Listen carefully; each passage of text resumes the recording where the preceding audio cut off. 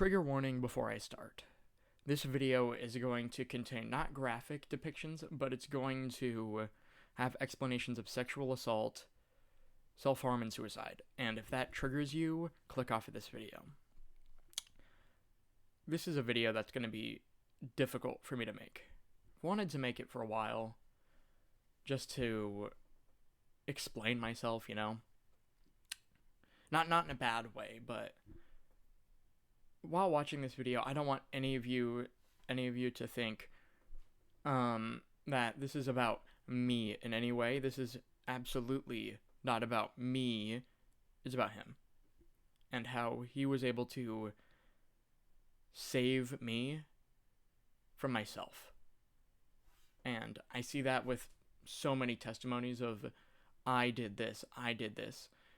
I did nothing. He did everything here. So I don't want to come off as I'm glorifying myself rather than glorifying him, and I hope that comes across with this video. And if anybody who's an atheist stumbles upon this video, welcome.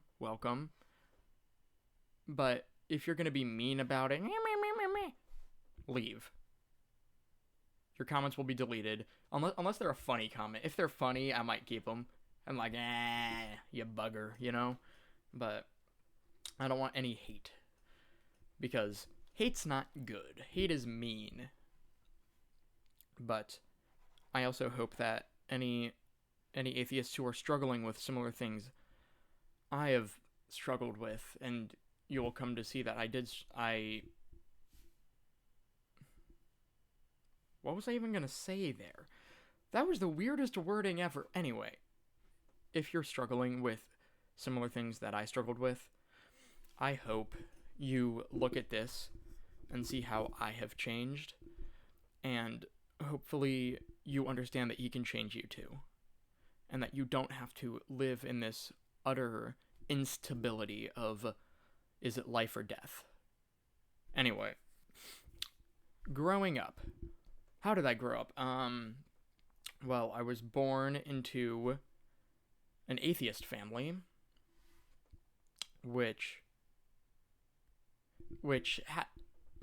growing up as an atheist, you have your presuppositions of religion is bad, right? Like, I didn't believe in Jesus, didn't believe in anything after death. I just believed, oh, you die and that's it, because that's what I was taught, you know? You have that presupposition. And, it was hard. I had existential crises as a kid, like, what's gonna happen to me, you know? I'm like, I like this life thing. What happens when it's gone, you know? What happens when you die? I was so scared of not existing to the point sometimes I missed existing, you know? But, yeah, I think that's all I have to say about, well, okay. I also grew up in the wonderful generation of Z. We are so dumb, bruh. We are, okay. Yeah, we're cooked over here. But I grew up going to public secular schools, which isn't exactly, I don't think it was good for me, because you weren't exactly taught religious values, you know? You weren't taught to have family values, even though I did, because my parents taught it to me, but in the schools you weren't taught any of that. But, yeah, let's just skip ahead to, well, something to touch on to is when I was 9, my parents divorced, which, I took it as well as anybody could take a divorce situation, you know? But the pain started in the 6th grade. That's when I was being bullied by a kid who was like a foot shorter than me. I don't know. Why did I let it happen? I don't know. I could have easily stopped it, but I didn't because I was insecure in myself. I feel like a lot of you know what that's like, you know? And it was difficult because there was a lot of name calling, lots of making fun of me, lots of editing pictures of me and spreading it around the school, you know? It got to the point where I would just reflect on the names that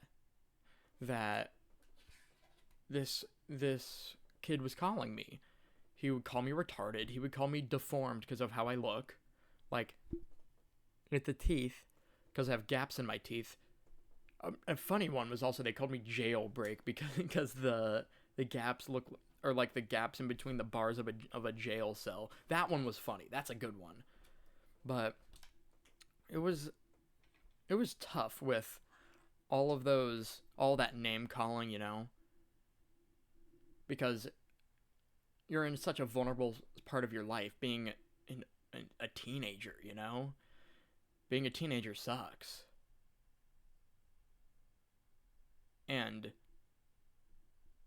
that's just what really started the depression, you know? Not having motivation in life. Just not necessarily wanting to not be here, but just wanting the pain to stop, you know? And then, in the 7th grade, COVID happened, and I was secluded from everything that prevented the depression. No contact with friends. I couldn't go outside. Had to do online school, which really, really messed me up. And it was difficult. Really, really difficult. And that's when I just started thinking, what if I wasn't here, you know? What would happen? Would anybody care? Anybody notice? Yeah, my parents, but they're strong. They could deal with it, you know? It was such a selfish way of thinking. Like,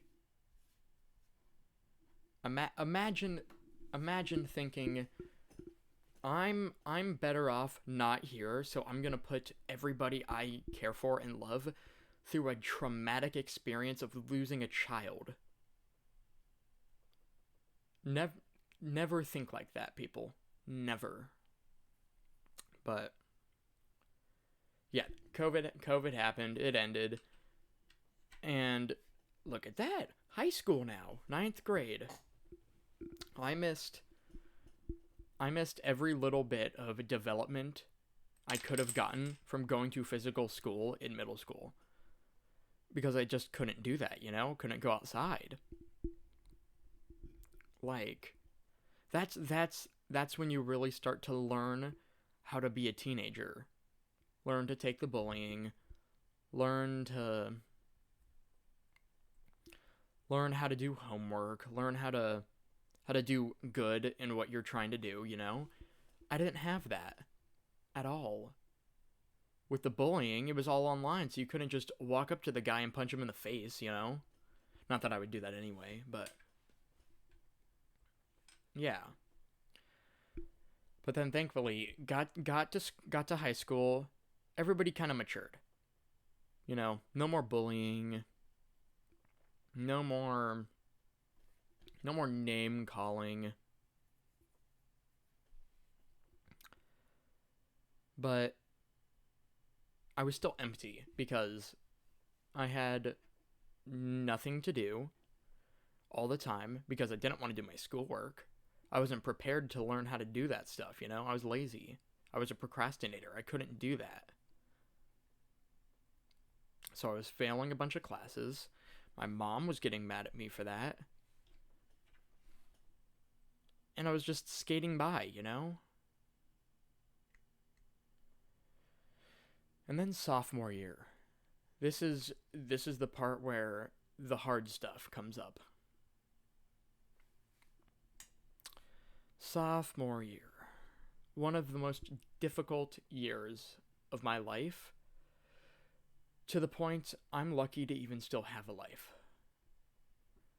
Where I started off sophomore year meeting one of my best friends, you know? And if he's watching this, I doubt it, but he knows who he is. Yeah. But I felt the beginning of sophomore year I kind of found myself, you know?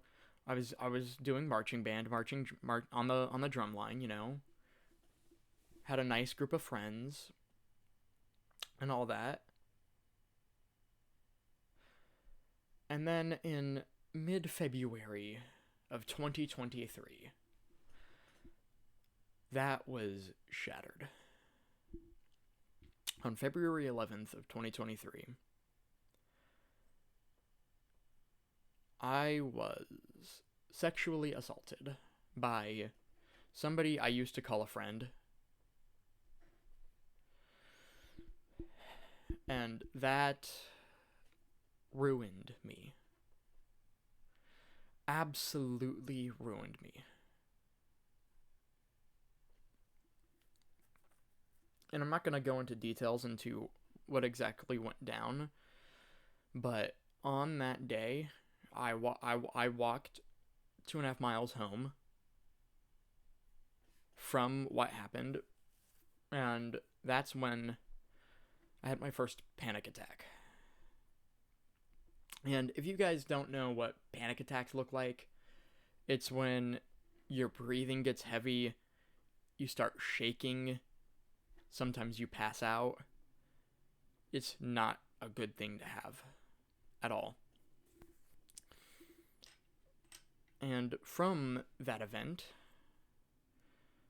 I started having daily panic attacks because I had a class with him. I had to see him every single day. Admin, nothing, did nothing. The police, did nothing. I was all alone. At least it felt like that, but my best friend was there to bail me out of everything, you know? And it was really difficult to deal with having panic attacks daily, you know? It was to the point I was pushing everyone who I loved away. I pushed them away because they just couldn't deal with it. And they shouldn't have to. I shouldn't have put that on them, you know? I should have just gotten help right then and there, but I felt that I wasn't worth the help at all. And that's a difficult feeling to deal with. Like, it was tough. And one night, I was having a really bad panic attack. Really bad. At home, so nobody could comfort me in person. I was the shaking, the breathing, everything. And then, like this, it stopped. And I felt peaceful. At ease. You know? I was like, what could that have been? What happened there? What was that? I believe that was my first encounter with Jesus. Where he found me where I was. Even though I didn't believe at all in anything supernatural, anything of higher power, out of the kindness of his heart and the graciousness of his spirit, he gave me peace for the first time in a very long time. And I was just filled with this warmth, you know? It's a warmth you can't replicate. It's a warmth of just, like, everything bad, everything terrible going on in my life. It didn't matter in that one specific moment. And I wish at that, right when that happened, I wish I became a Christian, started going to church, but I didn't. I didn't feel worthy, so I continued doing my own thing, and it just led to more despair, daily suicidal thoughts, daily panic attacks, everything. And here comes the moment of here comes the moment of what I'm naming this video after. This was on April 4th, 2023, so a couple months after what I've talked about so far. And I was doing concert band. We were doing a competition for concert band. So we were taking the buses back to a place, right? And I had to work that day at 4. Specifically at 4. And we were taking the buses home, and I was like, oh no. The buses are gonna be late, and I'm gonna have to walk home from the school, which is 2.7 miles away. I'm gonna have to walk home, and I might be late for my shift, which is something I didn't want to do because brand new job. And lo and behold, I was late, and the buses home from the school were gone. And on my walk home, started having a panic attack.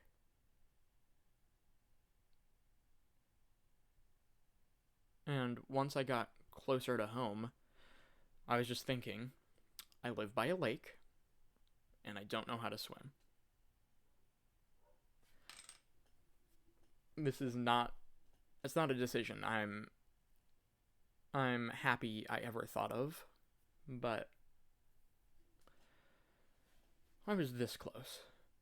I was thinking, what if all my problems just go away, go to the lake, hop in, and then it's silence? I was hoping that there was nothing after this life, so then I could just rest, you know? And I was very not open with any of my parents about, I say any like I have more than two. I was not open with my mom or dad about everything going on. So it was to the point where I was just going to leave them. But I didn't. And I got this urging feeling to text my mom about it. I don't know why I did that. That's not something I would do, you know, at least back then. Now I would, but back then I wouldn't. I feel that the Holy Spirit and Jesus, just God in general, had more for my life than ending it right there. I texted it, and we were freaking out. I got home. She rushed home from work, took me to the ER. And interesting fact about the ER is they don't let you have your phone. I was just sitting there, needle in the arm. They took my blood. I didn't like it. But yeah, that was very pivotal because that gave me the hope to continue living, even though I continued having these thoughts for a good while.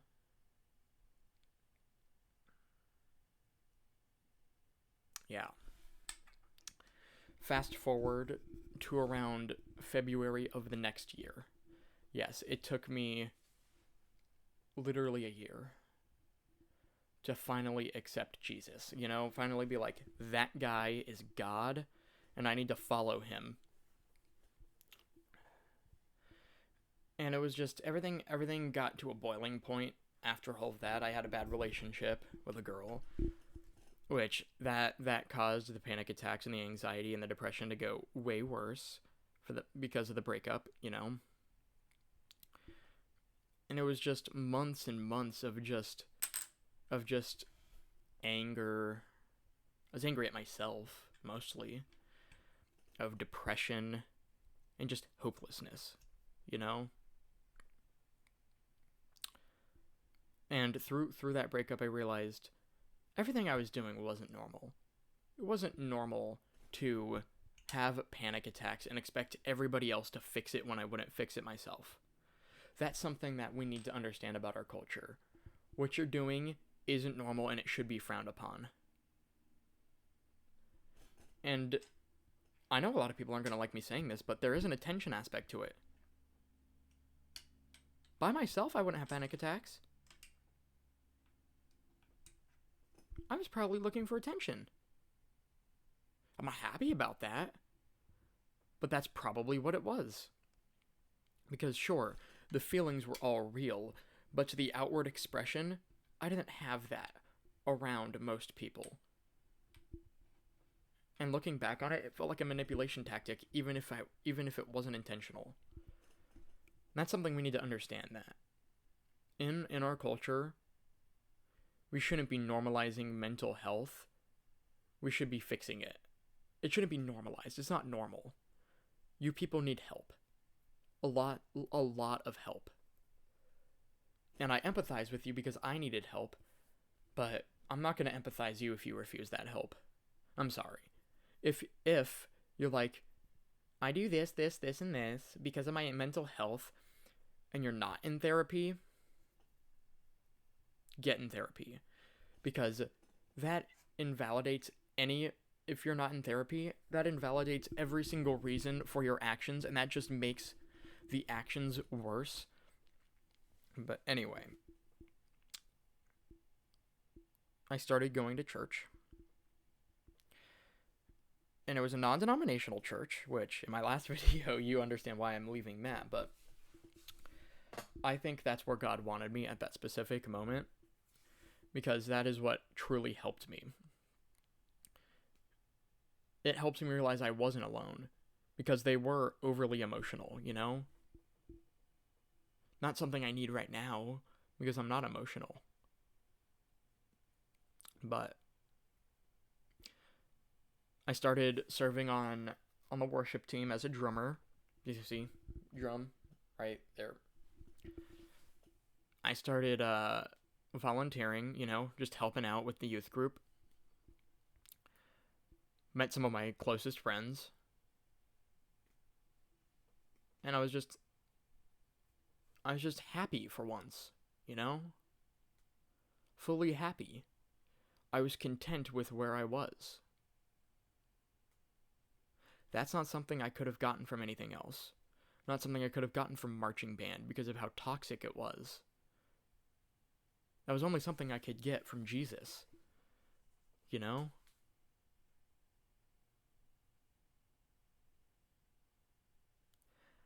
And I'm glad to say that I haven't had suicidal thoughts, haven't had panic attacks since coming to Christ, since getting baptized. And I'm really happy to say that, because that means I can finally start talking about it now that that part of my life is over with. No more daily panic attacks, no more PTSD from some guy who liked sexually assaulting people, you know? None of that. Now it was me, Jesus, some of my closest friends that I've met after coming to Christ, in the church. It was all of us. And we were all happy. And that's the kind of community I couldn't find anywhere else because everybody judged me. Like, I don't have any friends who I was close with before that I kept now. I have zero. except for one. The best friend. He knows who he is. Bro shouldn't have moved to Utah. But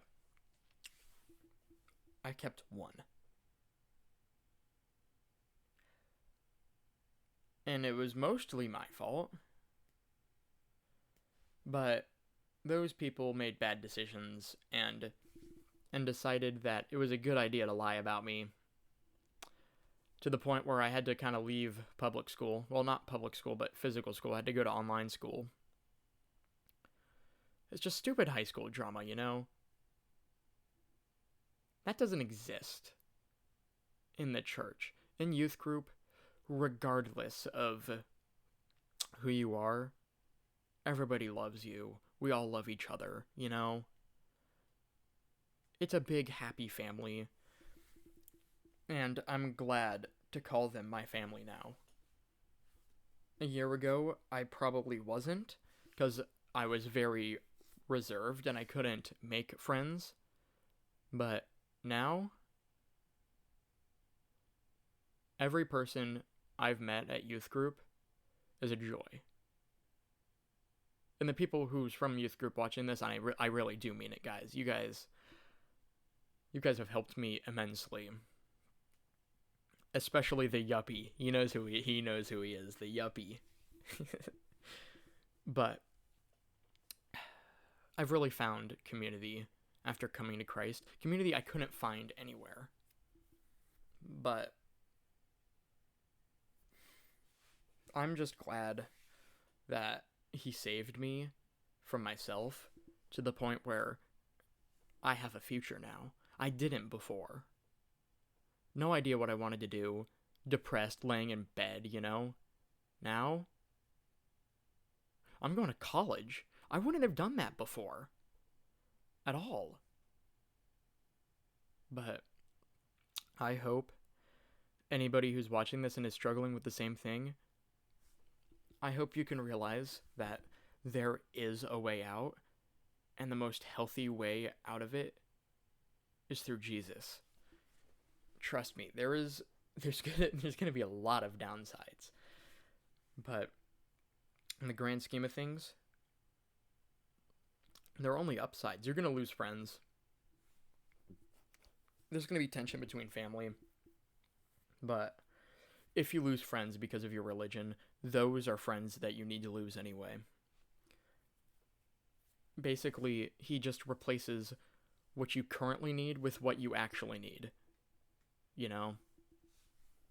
And, ooh, we're getting a bit long on this. Might have to cut it. But, yeah, I hope anybody who's struggling with the same thing, I hope you get help. And I pray that all of you go to church and just find your peace through Jesus like I did. You know? And also, if anybody has similar stories to me, put them down in the comments. I want to hear them. I want to hear them, maybe share them. I don't know, but I just want to hear everybody's stories, because there are people who have more powerful stories than I do, and I want to acknowledge that. But anyway, I hope you all have a good day, and God bless you.